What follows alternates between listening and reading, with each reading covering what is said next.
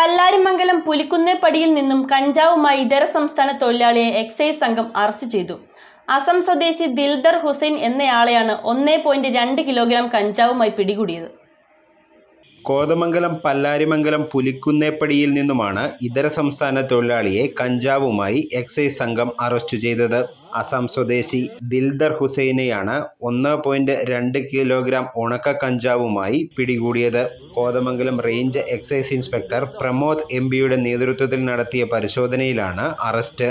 Preventive ഓഫീസർമാരായ Libu PB, Razak KA, Sunil PS, വനിതാ civil excise officer Babeena, civil excise officer Ubais PM, driver Binsar എന്നിവരടങ്ങിയ സംഘമാണ് പ്രതിയെ പിടികൂടിയത്.